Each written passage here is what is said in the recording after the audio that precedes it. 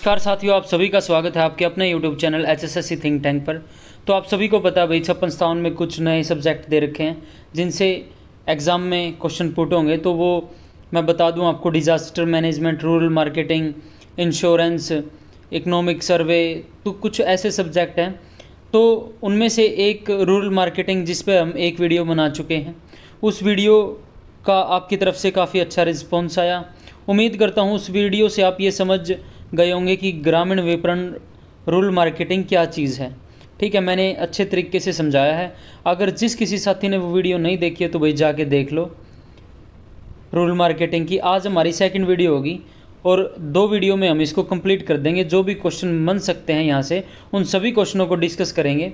साथियों, पहले वाली क्वेश्चन उसमें वीडियो में एक क्वेश्चन में टाइपिंग मिस्टेक हो गई थी कि किसान क्रेडिट कार्ड योजना कब प्रारंभ हुई, तो उसका मैंने कमेंट भी पिन कर दिया था। राइट आंसर उसका 1998 है।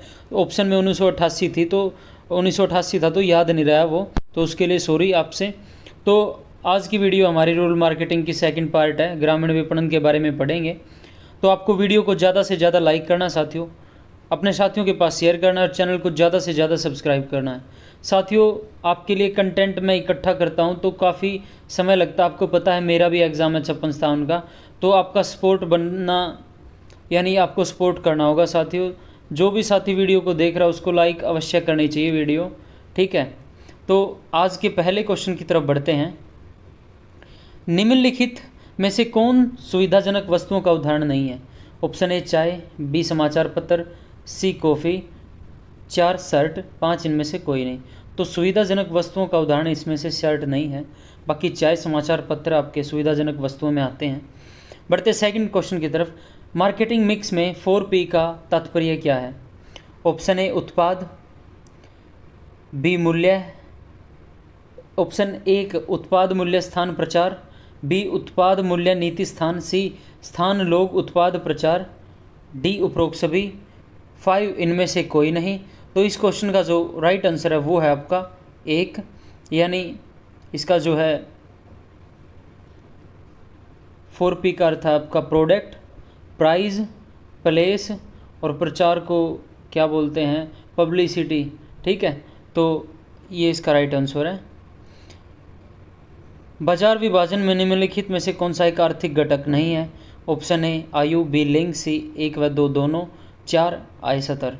तो इस क्वेश्चन का जो राइट आंसर है, आयु और लिंग बाजार विभाजन में आर्थिक घटक नहीं है। आय स्तर और कर इनमें से एक आर्थिक घटक है। बढ़ते हैं फोर्थ क्वेश्चन की तरफ। निम्नलिखित में से कौन सी अच्छी पूर्वानुमान विधि की विशेषता है? ऑप्शन ए सटीकता, बी सरलता, सी मितव्ययिता, 4 उपलब्धता, 5 इनमें से कोई नहीं। तो इसका 5 इनमें से सभी। तो इस क्वेश्चन का जो राइट आंसर है वो आपका इनमें से सभी, ठीक है। सटीकता, सरलता, मितव्ययिता, उपलब्धता, ये अच्छी पूर्वानुमान विधि की विशेषता है। तो मैं एक बार टिक कर देता हूँ साथियों। इसका आपका 1 व 2 दोनों,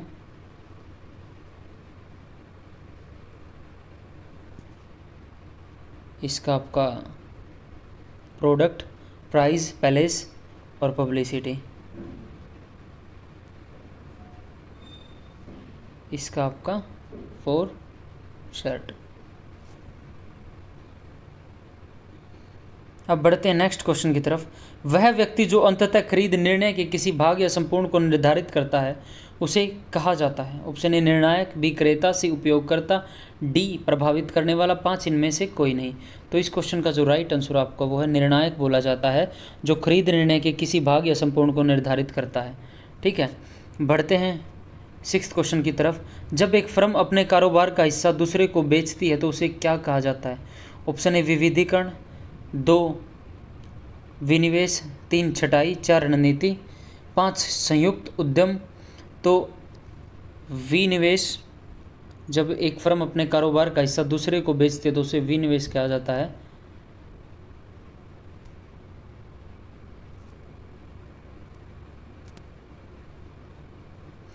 सातवां प्रश्न। क्रेता प्रतिरोध का अर्थ है? ऑप्शन ए क्रेता का सेल्समैन से झगड़ा, बी अनिच्छुक सेल्समैन, सी उदासीन सेल्समैन, 4 हिचकिचाते क्रेता, 5 इनमें से कोई नहीं। तो इस क्वेश्चन का जो राइट आंसर है वो आपका क्रेता प्रतिरोध का अर्थ है हिचकिचाते क्रेता। ठीक है, बढ़ते हैं नेक्स्ट क्वेश्चन की तरफ। डिजिटल बैंक का सहारा लिया जा सकता है। ऑप्शन 1 मोबाइल फ़ोन, 2 आंतरिक, सी टेलीफोन, 4 इनमें से सभी, 5 इनमें से कोई नहीं। तो इस क्वेश्चन का जो राइट आंसर है वो है इनमें से सभी। 9वें प्रश्न की तरफ बढ़ते हैं। क्रॉस सेलिंग निम्नलिखित में से किस एक की बिक्री में बहुत प्रभावी है।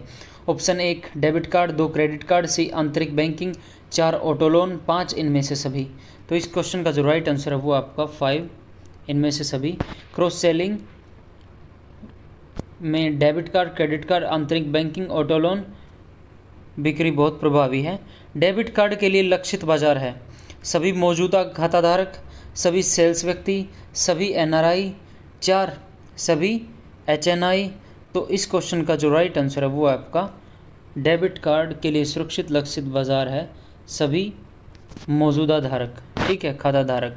बढ़ते हैं नेक्स्ट क्वेश्चन की तरफ। एसएमई का अर्थ है,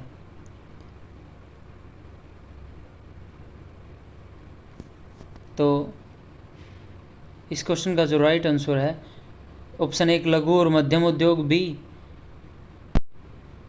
लघु पैमाने की विपणन संस्थाएं, 3 लघु और मध्यम प्रतिष्ठान, 4 इनमें से कोई नहीं। तो इस क्वेश्चन का जो राइट आंसर है वो है इसका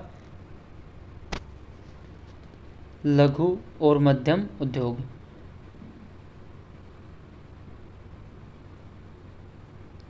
स्मॉल एंड मीडियम। बढ़ते हैं 12वें प्रश्न की तरफ। आउटसोर्सिंग का अर्थ है ऑप्शन 1 बाहरी एजेंसियों द्वारा प्रदान की गई सेवा, 2 कंपनी के अन्य भाग, 3 विक्रय व्यक्ति के अलावा अन्य कर्मचारी, 4 विपणन विभाग, 5 इनमें से कोई नहीं। तो इस क्वेश्चन का जो राइट आंसर है आउटसोर्सिंग कंपनी के अन्य भाग।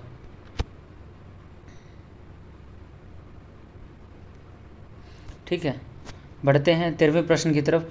बिक्री संवर्धन में सम्मिलित है। ऑप्शन ए यानी गलत विकल्प बताना है आपको।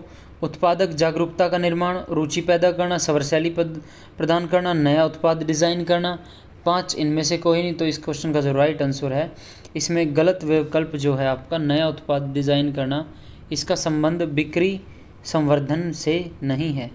बढ़ते हैं 14वें प्रश्न की तरफ। लागत जो उत्पादन या बिक्री स्तर के साथ भिन्न नहीं होती उसे कहा जाता है।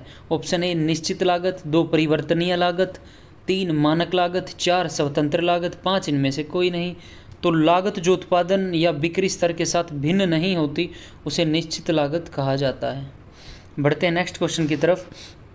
उपभोक्ता सूचना स्रोत, 1 व्यक्तिगत स्रोत और वाणिज्यिक स्रोत, 2 सार्वजनिक स्रोत, 3 अनुभवात्मक स्रोत, 4 उपरोक्त सभी, 5 इनमें से कोई नहीं। तो इसका उत्तर है जो राइट वो है उपरोक्त सभी। उपभोक्ता सूचना स्रोत के स्रोत ये हैं व्यक्तिगत स्रोत और वाणिज्यिक स्रोत, सार्वजनिक स्रोत, अनुभवात्मक स्रोत। बढ़ते हैं नेक्स्ट क्वेश्चन की तरफ। शून्य आधारित बजट का अर्थ है ऑप्शन 1 विपणन लागत का एक उपकरण, वित्तीय विश्लेषण के लिए उपकरण, प्रत्येक वर्ष बजट एक खरोंच से शुरू होता है, 4 बिक्री का एक निश्चित प्रतिशत, 5 1 व 2 दोनों। तो भाई ये लैंग्वेज थोड़ी ही यानी इसका इंग्लिश में कुछ और मतलब होगा, लेकिन ये ठीक है। प्रत्येक वर्ष, एक सेकंड, प्रत्येक वर्ष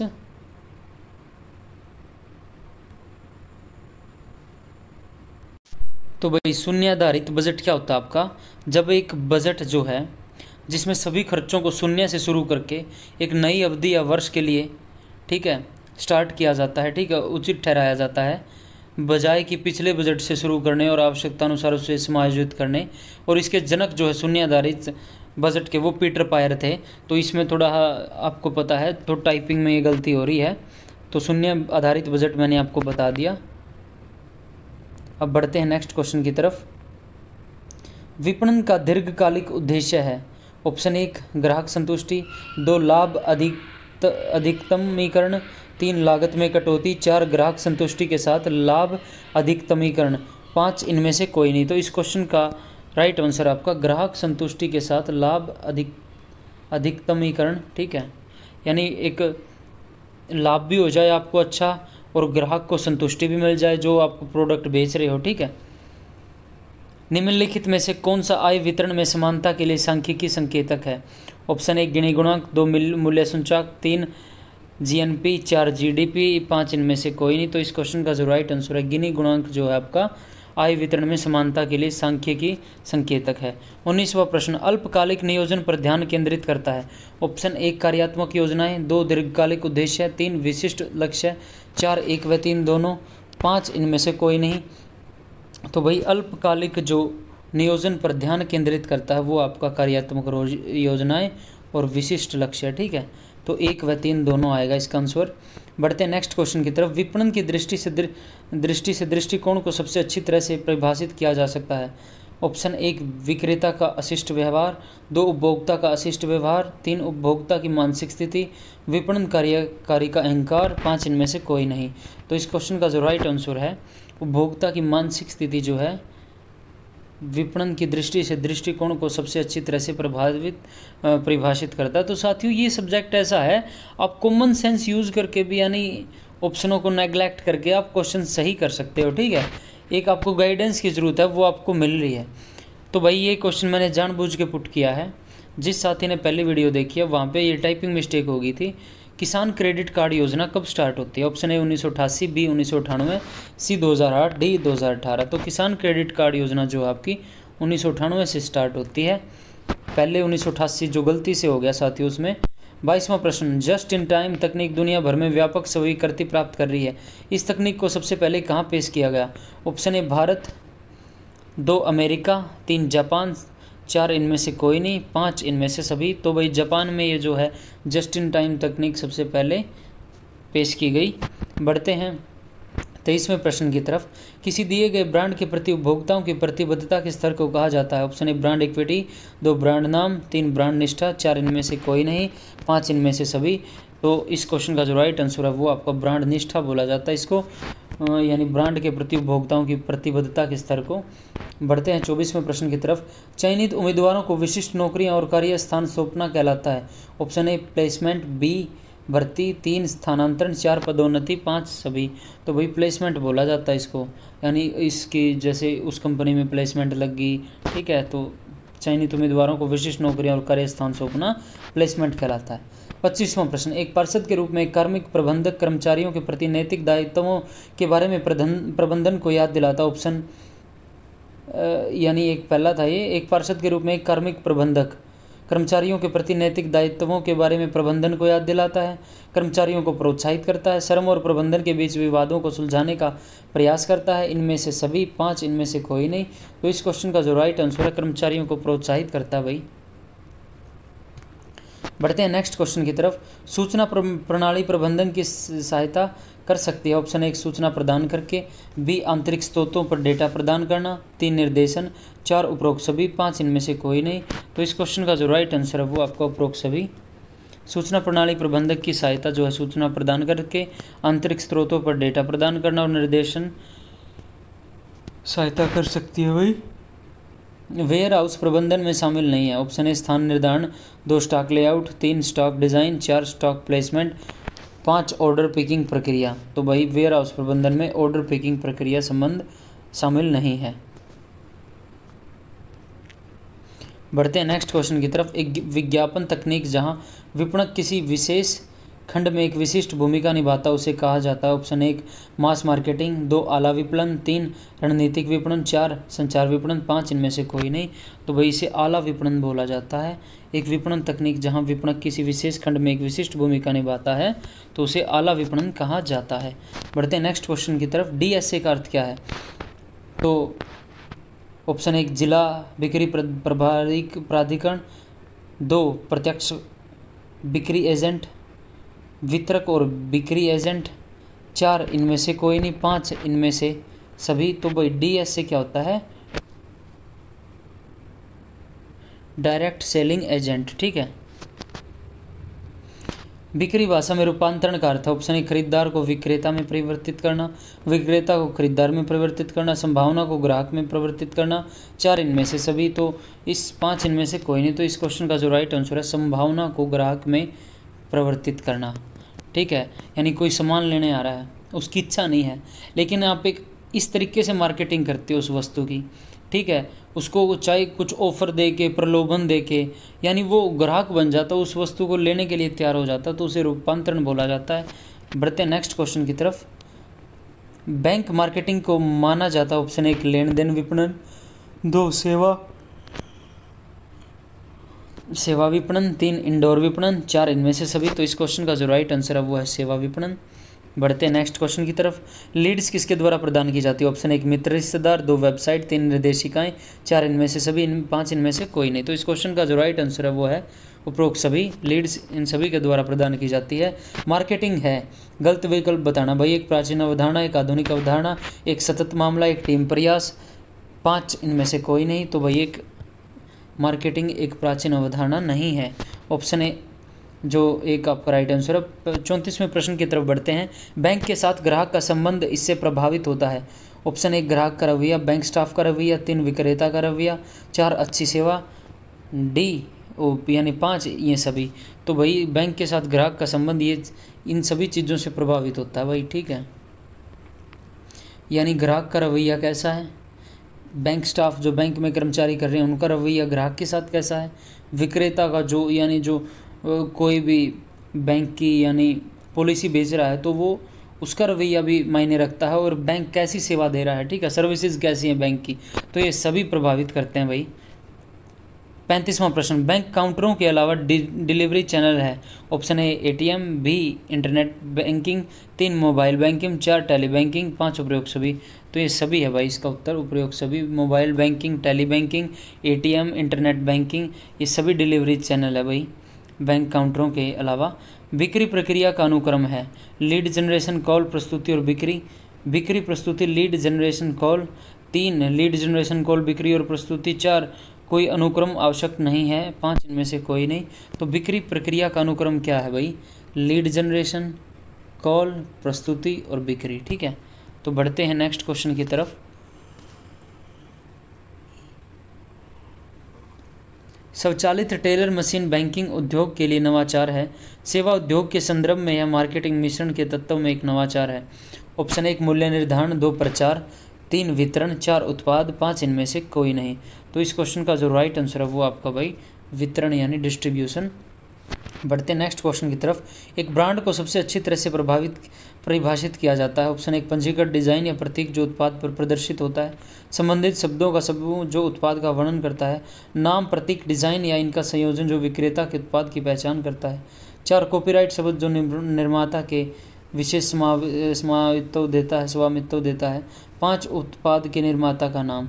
तो भाई इस क्वेश्चन का जो राइट आंसर है नाम, प्रतीक, डिज़ाइन या इनका संयोजन जो विक्रेता के उत्पाद की पहचान करता है, वो जो है एक ब्रांड को सबसे अच्छी तरह से परिभाषित करता है। ब्रांड नाम और ब्रांड के बीच एक अंतर करने वाला कारक यह है कि ब्रांड नाम ऑप्शन 1 ग्राहक वफादारी बनाता है, 2 शब्द से मिलकर बनता है, उत्पाद मिश्रण से केवल एक आइटम की पहचान करता है, एक संगठन का नाम दर्शाता है, 5 इनमें से कोई नहीं। तो भाई इस क्वेश्चन का थोड़ा हमें डाउट में हूँ, ठीक है, इस क्वेश्चन को छोड़ दो भाई, क्योंकि मुझे तो ये ठीक नहीं लग रहा। शब्द से मिलकर बनता है, ब्रांड नाम शब्द से, ब्रांड नाम और ब्रांड, अच्छा ठीक है भाई, ब्रांड नाम शब्द से मिलकर बनता है, ठीक है कि ये ठीक बता रहे क्या भाई, ब्रांड नाम तो शब्द से मिलकर बनता है और ब्रांड तो ब्रांड हो गया, ठीक है, तो ये सही है भाई इसका 2 ठीक है। इसका एक ब्रांड नेम तो आप शब्दों से मिलकर बना है, जैसे कोई भी ब्रांड है, मुफ्ती है जैसे, यानी गारमेंट्स का जो मुफ्ती जो आप टी शर्ट पैंट शर्ट लेके आते हो, MUFTI, तो शब्दों से मिलकर बना है तो ब्रांड नाम तो ठीक है, तो ये अंतर है भाई। बढ़ते हैं नेक्स्ट क्वेश्चन की तरफ। जब कोई फर्म अपने मौजूदा ब्रांड नाम से किसी एक को बेहतर या नए उत्पाद के लिए ब्रांड नाम के हिस्से के रूप में उपयोग करती है तो ब्रांडिंग को कहा जाता है। ऑप्शन 1 व्यक्तिगत ब्रांडिंग, समग्र पारिवारिक ब्रांडिंग, 4 लाइन पारिवारिक ब्रांडिंग, 4 ब्रांड एक्सटेंशन ब्रांडिंग, 5 इनमें से कोई नहीं। तो इस क्वेश्चन का जो राइट आंसर है ब्रांड एक्सटेंशन ब्रांडिंग। तो साथियों वीडियो को लाइक कर दे, अपने साथियों के पास शेयर कर दे और चैनल को ज़्यादा से ज़्यादा सब्सक्राइब कर दो। साथियों नींद भी नहीं पूरी हो रही आपको कंटेंट देने के चक्कर में, काफ़ी सारी चीज़ें एक साथ यानी वो करनी पड़ रही हैं मैनेज, तो फिर भी मैं आपके लिए समय निकाल रहा हूँ, तो आपको सपोर्ट करना बनता है साथियों। जितने भी साथी वीडियो को देखते हैं तो लाइक ज़रूर करें। 41वां प्रश्न, संतरे के रस के एक कार्टन का कोई ब्रांड नाम नहीं है और पैकेज पर केवल उत्पाद का नाम है ऑरेंज जूस लिखा है, तो यह एक उदाहरण है। ऑप्शन एक निर्माता का ब्रांड, एक समय लेबल ब्रांड, एक नो फ्रिल्स ब्रांड, एक जेनरिक ब्रांड, 5 इनमें से कोई नहीं। तो भाई एक जेनरिक ब्रांड बताता है, ठीक है। बढ़ते हैं 42वें प्रश्न की तरफ। जब ब्रांडिंग का उपयोग किया जाता है तो किसी फर्म के सभी उत्पादों को एक ही नाम या कम से कम नाम के हिस्से के साथ ब्रांडेड किया जाता है। ऑप्शन 1 व्यक्तिगत, 2 ट्रेडमार्क, 3 परिवार, 4 चयनात्मक, 5 एक्सटेंशन। तो इस क्वेश्चन का जो राइट आंसर है वो आपका परिवार। बढ़ते हैं नेक्स्ट क्वेश्चन की तरफ। लेबलिंग 3 कारणों से महत्वपूर्ण है, प्रचार और कानूनी कारण, तीसरा कारण क्या है? ऑप्शन 1 मार्केटिंग, 2 ब्रांडिंग, 3 रणनीतिक, 4 सूचनात्मक, 5 इनमें से कोई नहीं। तो वही एक कारण आपका सूचनात्मक भी है, लेबलिंग से जो है सूचना मिलती है। बढ़ते हैं 44वें प्रश्न की तरफ। लेबलिंग सूचनात्मक, कानूनी और कारणों से महत्वपूर्ण है। ऑप्शन 1 मार्केटिंग, ब्रांडिंग, 3 रणनीतिक, 4 प्रचारात्मक। तो भाई लेबलिंग से जो है पब्लिसिटी भी तो होती है, एडवर्टीजमेंट भी तो होती है। बढ़ते हैं 45वें प्रश्न की तरफ। निम्नलिखित में से कौन सा ग्राहक वफादारी को उत्तेजित करने की सबसे अधिक संभावना? ऑप्शन 1 कूपन, 2 स्वीप टैक्स, 3 लगातार उपयोगकर्ता प्रोत्साहन, 4 प्रीमियम, 5 नमूने। तो भाई इस क्वेश्चन का जो राइट आंसर है लगातार उपयोगकर्ता प्रोत्साहन। कोई भी ग्राहक लगातार उस वस्तु को उपयोग कर रहा है और उससे वो सेटिस्फाई है और उसकी वो यानी प्रोत्साहित कर रहा है उसको, ठीक है। तो ये उसके लिए ग्राहक वफादारी को उत्तेजित करने की सबसे अधिक संभावना है। बढ़ते हैं 46वें प्रश्न की तरफ। डैश की एक अच्छी परिभाषा यह होगी कि इसमें तत्काल की प्रतिक्रिया प्राप्त करने और स्थायी ग्राहक संबंधों को विकसित करने के लिए सावधानीपूर्ण लक्षित व्यक्तिगत उपभोक्ताओं के साथ सीधे संबंध शामिल हैं। ऑप्शन 1 विज्ञापन, 2 प्रत्यक्ष विपणन, 3 बिक्री संवर्धन, 4 जनसंपर्क, 5 इनमें से कोई नहीं। तो इस क्वेश्चन का जो राइट आंसर है प्रत्यक्ष विपणन। एक अच्छी परिभाषा यह होगी कि इसमें तत्काल प्रतिक्रिया प्राप्त करने और स्थायी ग्राहक संबंधों को विकसित करने के लिए सावधानीपूर्वक लक्षित व्यक्तिगत उपभोक्ताओं के साथ सीधे संबंध शामिल है। बढ़ते हैं 47वें प्रश्न की तरफ। व्यक्तिगत बिक्री 3 सामान्य लक्ष्य को प्राप्त करने की कोशिश करती है। संभावनाओं को ढूंढना, खरीदने के लिए संभावनाओं को राजी करना, और ऑप्शन 1 विकसित किए जा रहे नए उत्पादों की निगरानी करना, 2 प्रतियोगियों की बिक्री गतिविधियों से अवगत होना, 3 दोहराए गए बिक्री से बचना, 4 ग्राहक को संतुष्ट करना, 5 इनमें से कोई नहीं। तो इस क्वेश्चन का जो राइट आंसर है ग्राहक को संतुष्ट करना। बढ़ते हैं नेक्स्ट क्वेश्चन की तरफ। निम्नलिखित में से कौन सा कथन गलत है? ऑप्शन 1 विपणन एक उपभोक्ता उन्मुख प्रक्रिया है, 2 विपणन बिक्री और विज्ञापन से कहीं अधिक है, 3 विपणन की अवधारणा एक संकीर्ण शब्द है, 4 उत्पादन शुरू होने से पहले ही विपणन शुरू हो जाता है, 5 विपणन उद्यम को बदलती स्थितियों और परिस्थितियों के अनुकूल होने में मदद करता है। तो इस क्वेश्चन का जो राइट आंसर है वो आपका ऑप्शन नंबर 3 विपणन की अवधारणा एक संकीर्ण शब्द है, ये गलत है कथन। बढ़ते हैं 49वें प्रश्न की तरफ। निम्नलिखित में से किस संगठन ने परिभाषा दी? विपणन उत्पादक को उपभोक्ता तक वस्तुओं और सेवाओं के प्रवाह में शामिल लोगों और गतिविधियों से संबंधित है। Option 1 American marketing association, 2 UK institute of marketing, 3 university of Regina, 4 Harvard law school, 5 Chicago विश्वविद्यालय। तो यूके इंस्टीट्यूट ऑफ मार्केटिंग इस क्वेश्चन का जो है राइट आंसर है। यूके इंस्टीट्यूट ऑफ मार्केटिंग जो है उसने परिभाषा ये दी है भाई, इसको पढ़ लेना। कोई क्वेश्चन आते हैं साथियों वो तुक्का के लिए होते हैं, यानी उसको अच्छे तरीके से आपकी डेफिनेशन याद, कुछ क्वेश्चन आते हैं कॉमन सेंस के, ठीक है। बढ़ते हैं नेक्स्ट क्वेश्चन की तरफ। निम्नलिखित में से कौन सी सेवाओं की विशेषताओं में से एक नहीं है? ऑप्शन 1 विनाशीलता, 2 परिवर्तनशीलता, 3 ग्राहक भागीदारी, 4 मूर्तता, 5 अविभाज्यता। तो इस क्वेश्चन का जो राइट आंसर है वो मूर्तता इसमें से एक विशेषता नहीं है। बढ़ते हैं 51वें प्रश्न की तरफ। निम्नलिखित में कौन सा सेवा क्षेत्र के अंतर्गत आता है? ऑप्शन 1 पर्यटन, 2 कानूनी, 3 परिवहन, 4 संचार, 5 ये सभी। तो इस क्वेश्चन का जो राइट आंसर है वो आपका ये सभी, ठीक है, सेवा क्षेत्र के अंतर्गत आते हैं ये सभी। SWOT का विस्तार करें। तो भाई SWOT का स्ट्रेंथ, वीकनेस, ओकेजन और थ्रेट्स, यानी ताकत, कमजोरियाँ, अवसर और खतरे। तो इस क्वेश्चन का जो राइट आंसर है वो आपका 3। बढ़ते हैं 57वें प्रश्न की तरफ। B2B बिजनेस मॉडल का क्या अर्थ है? Option 1 bank to business, 2 business to bank, 3 building to business, 4 business to broadcast, 5 business to business. तो इस क्वेश्चन का जो राइट आंसर है वो है बिजनेस टू बिजनेस। बढ़ते हैं नेक्स्ट क्वेश्चन की तरफ। ई बिजनेस के B2C मॉडल का वर्णन करें। ऑप्शन 1 कारपोरेट्स को उत्पादों और सेवाओं की बिक्री, 2 उपभोक्ताओं को सीधे उत्पादों और सेवाओं की बिक्री, 3 उपभोक्ता स्वयं की कीमत बताते हैं जिससे व्यवसाय स्वीकार या आविष्कार अस्वीकार कर सकते हैं, 4 स्थानीय राज्य और संघीय एजेंसियों को बेचने वाले व्यवसाय, 5 उपभोक्ता सीधे अन्य उपभोक्ताओं को बेचते हैं।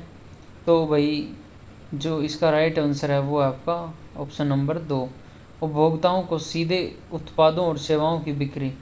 तो ये भाई आपका बिजनेस मॉडल है B2C।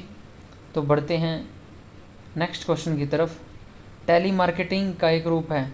ऑप्शन 1 अप्रत्यक्ष विपणन, 2 फील्ड मार्केटिंग, 3 वर्चुअल मार्केटिंग, 4 प्रत्यक्ष विपणन, 5 ऑनलाइन मार्केटिंग। तो इस क्वेश्चन का जो राइट आंसर है वो आपका प्रत्यक्ष विपणन टेली मार्केटिंग का एक रूप है। बढ़ते हैं 60वें प्रश्न की तरफ। M मार्केटिंग क्या है? ऑप्शन 1 मोबाइल मार्केटिंग, 2 प्रबंधन विपणन, 3 मॉडल विपणन, 4 आधुनिक विपणन, 5 माइंड मार्केटिंग। तो इस क्वेश्चन का जो राइट आंसर है मोबाइल मार्केटिंग जो है M मार्केटिंग है। बढ़ते हैं नेक्स्ट क्वेश्चन की तरफ। विशेष स्टोर क्या है? जो स्टोर केवल एक इलेक्ट्रॉनिक सामानों में माहिर है। विशेष स्टोर क्या है? स्टोर जो केवल इलेक्ट्रॉनिक मामलों में माहिर है। स्टोर जो ग्राहकों को व्यापक विकल्प देने के लिए गहन वर्गीकरण के साथ माल की एक एकल पंक्ति में माहिर है। 3 स्टोर जो फेरी वालों, पैडलर्स, सड़क विक्रेताओं द्वारा प्रबंधित किए जाते हैं। 4 स्टोर जो ग्राहकों को शानदार खरीदारी की सुविधा प्रदान करते हैं। 5 स्टोर जो केवल किताब बेचने में माहिर है। तो उत्तर इसका आपका है 2, स्टोर जो ग्राहकों को व्यापक विकल्प देने के लिए गहन वर्गीकरण के साथ माल की एक एकल पंक्ति में माहिर है। इस क्वेश्चन का जो राइट आंसर है आपका, क्वेश्चन क्या है, विशेष स्टोर क्या है। ठीक है, बढ़ते हैं नेक्स्ट क्वेश्चन की तरफ। विज्ञापन एक डैश प्रयोजक द्वारा गैर व्यक्तिगत जनसंचार है। ऑप्शन 1 अज्ञात, 2 पहचान, 3 शक्तिशाली, 4 सहज, 5 सुविधाजनक। तो इस क्वेश्चन का जो राइट आंसर है वो आपका पहचान। विज्ञापन एक पहचान प्रयोजक द्वारा गैर व्यक्तिगत जनसंचार है। बढ़ते हैं 63वें प्रश्न की तरफ। निम्नलिखित में से कौन से कारक किसी कंपनी की मूल्य निर्धारण नीति को प्रभावित नहीं करते? ऑप्शन 1 लागत, 2 मांग, 3 प्रतिस्पर्धा, 4 वितरण चैनल, 5 जीवन स्तर जो है इसको प्रभावित नहीं करता मूल्य निर्धारण नीति को। 64वां प्रश्न। मजबूत ग्राहक वफादारी बनाने के लिए कार्य को कहा जाता है। ऑप्शन 1 जवाबदेह विपणन, 2 कुल गुणवत्ता विपणन, 3 संबंध विपणन, 4 प्रत्यक्ष विपणन, 5 इनमें से कोई नहीं। तो इस क्वेश्चन का जो राइट आंसर है वो आपका संबंध विपणन मजबूत ग्राहक वफादारी बनाने के कार्य को कहा जाता है। बढ़ते हैं 65वें प्रश्न की तरफ। ब्रांड आग्रह शब्द का अर्थ क्या है? ऑप्शन 1 एक खरीदार ब्रांड खरीदेगा लेकिन दूसरे ब्रांड को आजमाने के लिए खुला दिमाग रखता है। 2 एक खरीदार केवल एक ब्रांड खरीदने पर जोर देता है और केवल एक विकल्प स्वीकार नहीं करेगा। 3 एक खरीदार को ब्रांड के अस्तित्व में के बारे में कोई जानकारी नहीं है। 4 एक खरीदार ब्रांड की खरीद के पक्ष में है। एक खरीदार का ब्रांड से गहरा लगाव होता है और अगर ब्रांड उपलब्ध है तो वो कोई विकल्प स्वीकार नहीं करता। तो इस क्वेश्चन का जो राइट आंसर है वो आपका 2 एक खरीदार केवल एक ब्रांड खरीदने पर जोर देता है और विकल्प स्वीकार नहीं करता। इसका ब्रांड आग्रह का शब्द का अर्थ है ये। बढ़ते हैं नेक्स्ट क्वेश्चन की तरफ। निम्नलिखित में से कौन सा कथन सही है? मार्केटिंग एक ऐसा शब्द है जिसका उपयोग किसी फर्म के भीतर केवल बिक्री कार्य को संदर्भित करने के लिए किया जाता है। 2 मार्केटिंग प्रबंधक आमतौर पर उत्पादन या वितरण निर्णयों में शामिल नहीं होते। 3 मार्केटिंग एक ऐसी गतिविधि है जो केवल संगठन की ज़रूरतों पर विचार करती है न कि पूरे समाज की ज़रूरतों पर। 4 मार्केटिंग ग्राहकों भागीदारों समाज के मूल्य बनाने, संवाद करने, वितरित करने और आदान प्रदान करने की गतिविधि संस्थाओं का समूह और प्रक्रिया है। तो भाई ये आपका राइट आंसर है।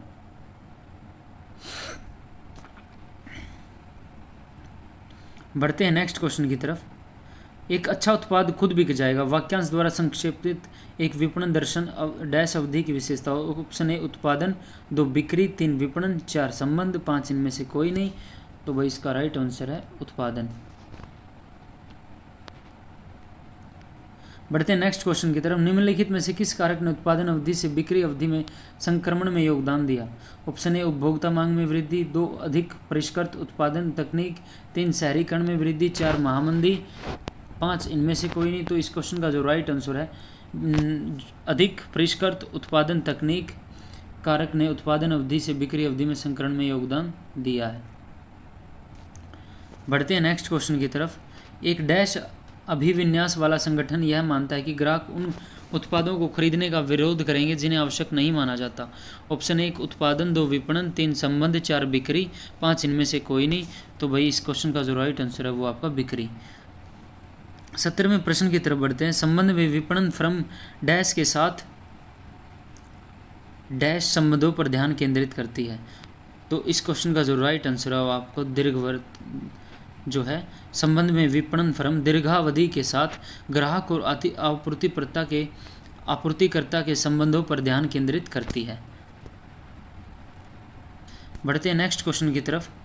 राजनीतिक अभियान आमतौर पर डैश के उदाहरण है। ऑप्शन 1 कारण विपणन, 2 संगठन विपणन, 3 घटना विपणन, 4 व्यक्ति विपणन, 5 इनमें से कोई नहीं। तो इस क्वेश्चन का जो राइट आंसर है राजनीतिक अभियान आमतौर पर व्यक्ति विपणन के उदाहरण हैं। ऑप्शन जो है 4 इसका ठीक है। बढ़ते हैं 72वें प्रश्न की तरफ। कोका कोला संगठन ओलंपिक का आधिकारिक प्रायोजक है। फर्म डैश में संलग्न है। ऑप्शन 1 स्थान विपणन, 2 घटना विपणन, 3 व्यक्ति विपणन, 4 संगठन विपणन, 5 इनमें से कोई नहीं। तो इस क्वेश्चन का जो राइट आंसर है फर्म जो है घटना विपणन में संलग्न है। बढ़ते हैं 73वें प्रश्न की तरफ। आज के आखिरी अंतिम प्रश्न की तरफ। आज के विपणन को डैश की आवश्यकता है। ऑप्शन 1 न तो रचनात्मकता और न ही आलोचनात्मक सोच कौशल, 2 रचनात्मकता और आलोचनात्मक कौशल दोनों, 3 आलोचनात्मक सोच कौशल लेकिन रचनात्मक नहीं, 4 रचनात्मक लेकिन आलोचनात्मक सोच कौशल नहीं, 5 इनमें से कोई नहीं। तो इस क्वेश्चन का जो राइट आंसर है वो आपका 2 रचनात्मकता और आलोचनात्मक सोच कौशल दोनों। ठीक है, तो साथियों आज की वीडियो हमारी होती है कंप्लीट। ग्रामीण विपणन के बारे में हमने 2 वीडियो अपलोड कर दिए साथियों। लगभग आपको क्वेश्चन यहीं से देखने को मिल जाएगा। अगर वीडियो अच्छी लगती है वीडियो को लाइक करें, अपने साथियों के पास शेयर करें और चैनल को ज़्यादा से ज़्यादा सब्सक्राइब करें। धन्यवाद साथियों, मिलते हैं एक नए टॉपिक के साथ। तब तक के लिए सभी साथियों को जय श्री राम।